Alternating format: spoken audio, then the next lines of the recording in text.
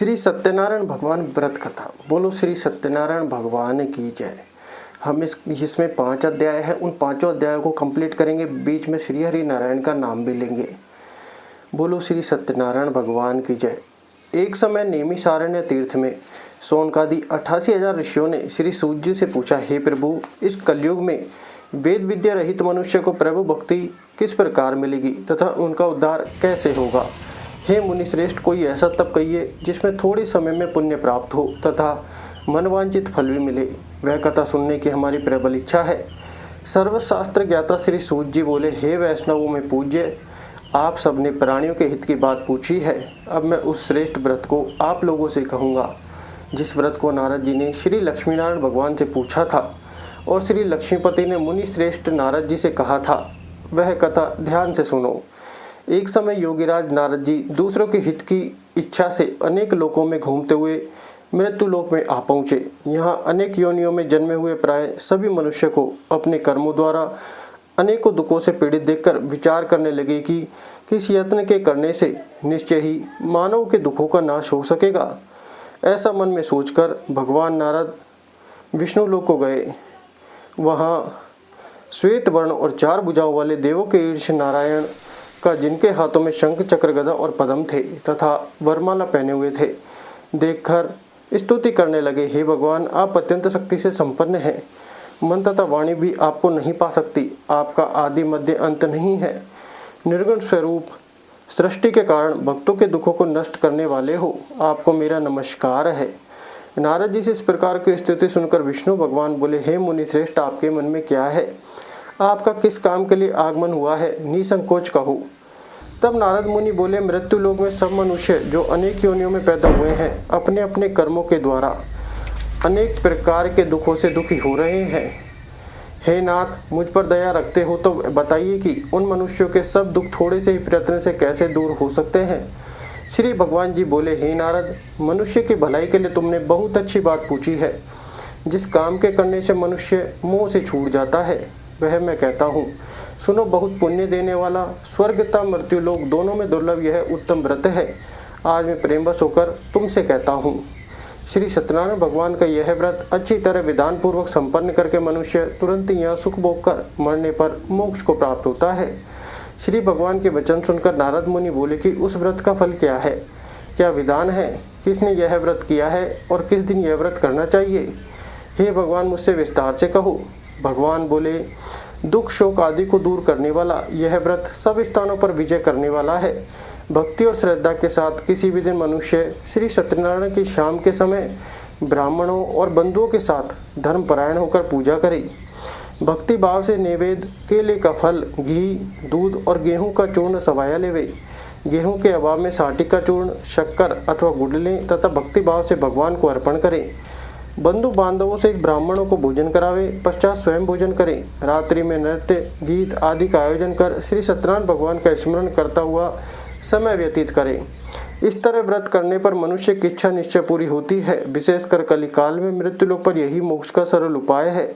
प्रथम अध्याय संपूर्ण हुआ। बोलो श्री सत्यनारायण भगवान की जय। सत्यनारायण नारायण हरि हरि, श्रीमन्नारायण नारायण हरि हरि, लक्ष्मी नारायण नारायण हरि हरि, बद्री नारायण नारायण हरि हरि, भोले नारायण नारायण हरि हरि। द्वितीय अध्याय।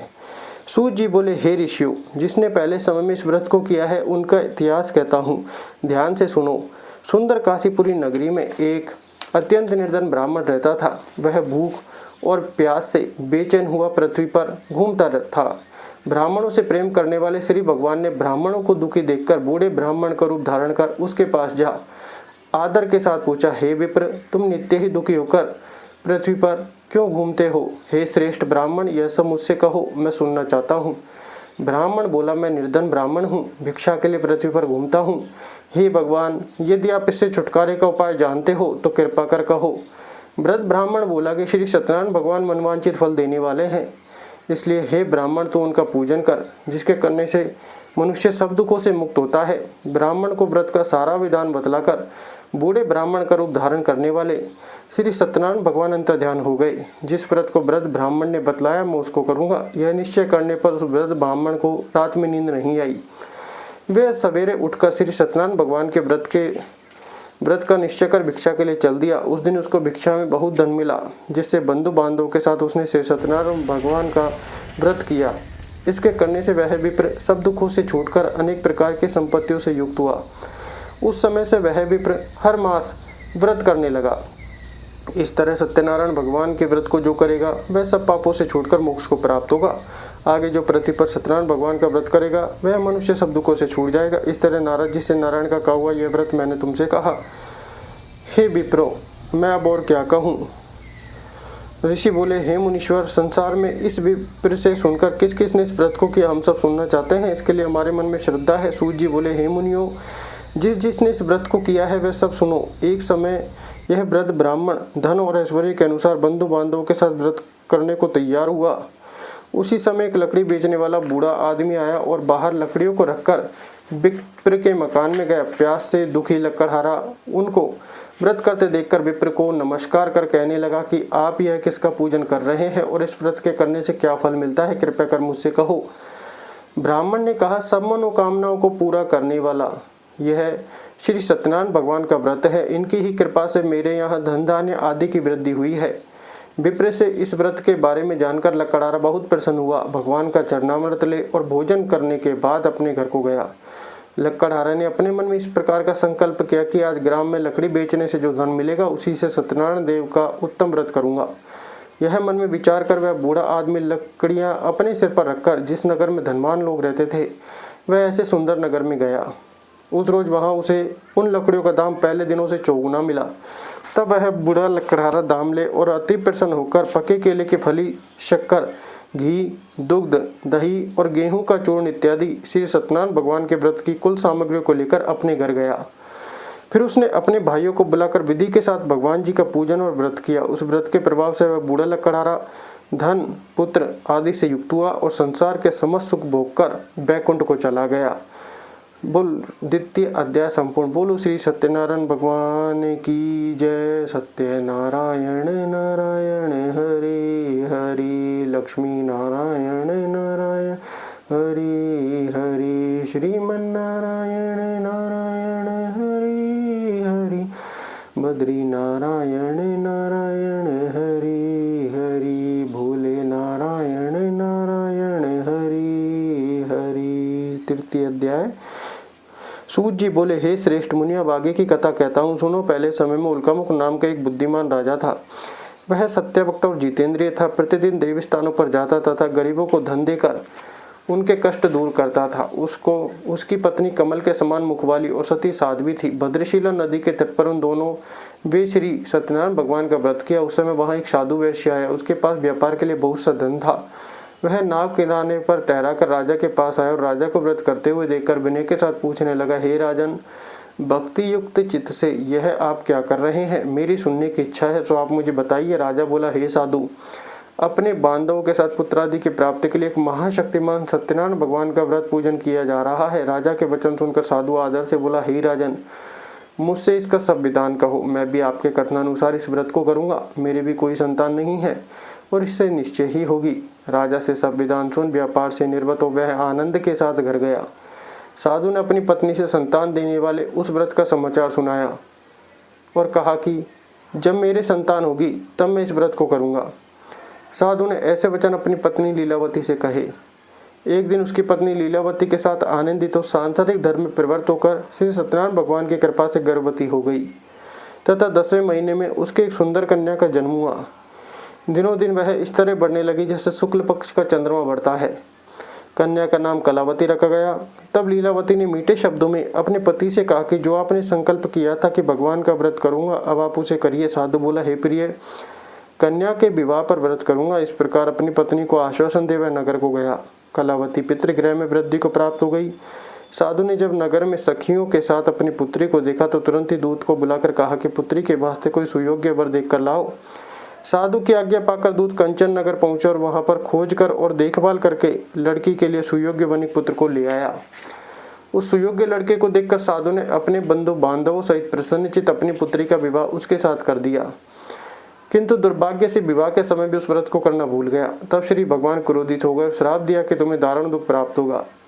अपने कार्य में कुशल साधु बनिया जामाता सहित नावों को लेकर व्यापार करने के लिए समुद्र के समीप स्थित रत्नसारपुर नगर में गया और वहां दोनों ससुर जमाई चंद्रकेतु राजा के उस नगर में व्यापार करने लगे। एक दिन भगवान सत्यनारायण की माया से प्रेरित कोई चोर राजा का धन चुरा कर भागा जा रहा था, किंतु राजा के दूतों को आता देखकर चोर ने घबराकर भागते हुए राजा के धन को वहीं नाम में चुपचाप रख दिया जहां वो ससुर जमाई ठहरे हुए थे तथा चोर भाग गए। जब दूतों ने उस साधु वैश्य के पास राजा के धन को रखा देखा तो दोनों को बांध कर ले गए और प्रसन्नता से दौड़े हुए राजा के समीप जाकर बोले, यह दो चोर हम पकड़ कर लाए हैं, देख कर आज्ञा दें। तब राजा की आज्ञा से उनको कठिन कारावास में डाल दिया गया तथा उनका धन छीन लिया। सत्यनारायण भगवान के श्राप के द्वारा उनकी पत्नी भी घर पर बहुत दुखी हुई और घर पर जो धन रखा था चोर चुरा कर ले गए। शारीरिक व मानसिक पीड़ा तथा भूख प्यास से अति दुखित हो अन्न की चिंता में कलावती ब्राह्मण के घर गई। वहां उसने सत्यनारायण भगवान का व्रत होते देखा। फिर कथा सुनी तथा प्रसाद ग्रहण कर रात को घर आई। माता ने कलावती से कहा, हे पुत्री, अब तक कहाँ रही व तेरे मन में क्या है? कलावती बोली, हे माता, मैंने एक ब्राह्मण के घर श्री सत्यनारायण भगवान का व्रत देखा। कन्या के वचन सुनकर लीलावती भगवान के पूजन की तैयारी करने लगी। लीलावती ने परिवार और बंधुओं सहित श्री सत्यनारायण भगवान का पूजन किया और वर मांगा कि मेरे पति और दामाद शीघ्र आ जावे। साथ ही प्रार्थना की कि हम सबका अपराध क्षमा करो। सत्यनारायण भगवान इस व्रत से संतुष्ट हो गए और राजा चंद्रकेतु को स्वप्न में दर्शन देकर कहा, हे राजन, दोनों वैश्यों को प्रातः ही छोड़ दो और उनका सब धन जो तुमने ग्रहण किया है दे दो, नहीं तो मैं तेरा धन, राज्य, पुत्रादि नष्ट कर दूंगा। राजा से ऐसे वचन कहकर भगवान अंतर्ध्यान हो गए। प्रातःकाल राजा चंद्रकेतु ने सभा में अपना स्वप्न सुनाया। फिर दोनों वणिक पुत्र को कैद से मुक्त कर सभा में बुलाया। दोनों ने आते ही राजा को नमस्कार किया। राजा मीठे वचनों से बोला, हे महानुभावों, भावी वश ऐसा कठिन दुख प्राप्त हुआ है, अब तुम्हें कोई भय नहीं। ऐसा कहकर राजा ने उनको नए नए वस्त्राभूषण पहनाए तथा उनकी जितना धन लिया था उससे दूना धन देकर आदर से विदा किया। दोनों वैश्य अपने घर को चल दिए।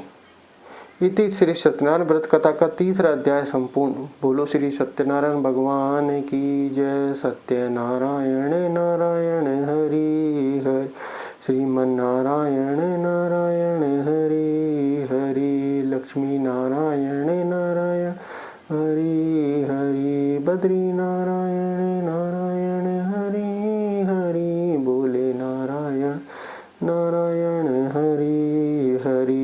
4th अध्याय। सूत जी बोले, वैश्य ने मंगलाचार करके यात्रा आरंभ की और अपने नगर को चला। उनके थोड़ी दूर निकलने पर दंडी वेशधारी से सत्यनारायण भगवान ने उससे पूछा, हे साधु, तेरी नाम में क्या है? अभिमानी वणिक हंसता हुआ बोला, हे दंडी, आप क्यों पूछते हो? क्या धन लेने की इच्छा है? मेरे नाम में तो बेल और पत्ते भरे हैं। वैश्य का कठोर वचन सुनकर भगवान ने कहा, तुम्हारा वचन सत्य हो। दंडी ऐसा कहकर वहां से दूर चले गए। कुछ दूर जाकर समुद्र के किनारे बैठ गए। दंडी के जाने पर वैश्य ने नित्य क्रिया करने के बाद नाव को ऊंची ऊंची देखकर अचंभा किया तथा नाव में बेलपत्ते आदि देखकर मूर्छित तो जमीन पर गिर पड़ा। फिर मूर्छा खुलने पर अत्यंत सुख प्रकट करने लगा। तब उसका दामाद बोला कि आप शोक न करें, यह दंडी का श्राप है, अतः उनकी शरण में चलना चाहिए, तभी हमारी मनोकामना पूरी होगी। दामाद के वचन सुन वह दंडी के पास पहुंचा और अत्यंत भक्तिभाव से नमस्कार करके बोला, मैंने जो आपसे असत्य वचन कहे थे उनको क्षमा करो। ऐसा कहकर महान शोकातुर हो रोने लगा। तब दंडी भगवान बोले, हे वणिक पुत्र, मेरी आज्ञा से बार बार तुम्हें दुख प्राप्त हुआ है, तुम मेरी पूजा से विमुख हुआ। साधु बोला, हे भगवान, आपकी माया से ब्रह्मा आदि भी आपके रूप को नहीं जानते, तब मैं अज्ञानी कैसे जान सकता हूँ? आप प्रसन्न होइए, मैं सामर्थ्य के अनुसार आपकी पूजा करूंगा, मेरी रक्षा करो, पहले के समान नौका में धन भर दो। उसके भक्ति युक्त वचन सुनकर प्रसन्न हो उसकी इच्छा अनुसार वर देकर अंतर्ध्यान हो गए। तब उन्होंने नाव पर जाकर देखा कि नाव धन से परिपूर्ण है। फिर वह भगवान सत्यनारायण का पूजन कर साथियों सहित अपने नगर को चला। जब अपने नगर के निकट पहुंचा तब दूत को घर भेजा। दूत ने साधु के घर जा उसकी स्त्री को नमस्कार कर कहा कि साधु अपने दामाद सहित इस नगर के समीप आ गए हैं। लीलावती और कलावती उस समय भगवान का पूजन कर रही थी। ऐसा वचन सुन साधु की स्त्री ने बड़े हर्ष के साथ सत्यदेव का पूजन कर पुत्री से कहा, मैं अपने पति के दर्शन को जाती हूँ, तो कार्य पूर्ण कर शीघ्र आ जाना। परंतु कलावती व्रत एवं प्रसाद छोड़कर पति के पास चली गई। प्रसाद की अवज्ञा के कारण सत्यदेव ने रुष्ट हो उसकी उसके पति को नाव सहित पानी में डुबो दिया। कलावती अपने पति को न देखकर रोती हुई जमीन पर गिर गई। इस तरह नौका को डूबा हुआ तथा कन्या को रोता देख साधु दुखी तो बोला, हे प्रभु, मुझसे या मेरे परिवार से जो भूल हुई है उसे क्षमा करो। उसके दीन वचन सुनकर सत्यदेव प्रसन्न हो गए और आकाशवाणी हुई, हे साधु, तेरी कन्या मेरे प्रसाद को छोड़कर आई है, इसलिए इसका पति अदृश्य हुआ है। यदि वह घर जाकर प्रसाद खाकर लौटे तो इसे पति अवश्य मिलेगा। ऐसी आकाशवाणी सुनकर कलावती ने घर पहुंचकर प्रसाद खाया, फिर आकर पति के दर्शन किए। तत्पश्चात साधु ने बंधु बांधव सहित सत्यदेव का विधि पूर्वक पूजन किया। इस लोक का सुख भोगकर अंत में स्वर्ग लोक को गया। इति श्री सत्यनारायण भगवान व्रत कथा का 4th अध्याय संपन्न। बोलो श्री सत्यनारायण भगवान की जय। सत्यनारायण नारायण हरि हरि, श्रीमन्नारायण नारायण हरि हरि, लक्ष्मी नारायण नारायण हरि हरि, बद्री नारायण नारायण हरि हरि, भोले नारायण नारायण हरि हरि। 5वां अध्याय। सूत जी बोले, हे ऋषियों, मैं और भी कथा कहता हूँ, सुनो। प्रजा पालन में लीन तुंगध्वज नाम के एक राजा था। उसने भी भगवान का प्रसाद त्याग कर बहुत दुख पाया। एक समय वन में जाकर वन्य पशुओं को मारकर बड़ के वृक्ष के नीचे आया। वहां उसने ग्वालों को भक्ति भाव से बांधवों सहित श्री सत्यनारायण जी का पूजन करते देखा। राजा देखकर भी अभिमानवश वहां नहीं गया और न नमस्कार ही किया। जब ग्वालों ने भगवान का प्रसाद उसके सामने रखा तो वह प्रसाद त्याग कर अपनी नगरी को चला गया। वहां उसने अपना सब कुछ नष्ट पाया तो वह जान गया कि यह सब भगवान ने किया है। तब वह विश्वास कर ग्वालों के समीप गया और विधि पूर्वक पूजन कर प्रसाद खाया तो सत्यनारायण देव की कृपा से सब कुछ पहले जैसा ही हो गया। फिर दीर्घ काल तक सुख भोग कर मरने पर स्वर्गलोक को गया। जो मनुष्य इस परम दुर्लभ व्रत को करेगा, भगवान की कृपा से उसे धन धान्य की प्राप्ति होगी। निर्धन धनी और बंदी बंधन से मुक्त होकर निर्भय हो जाता है।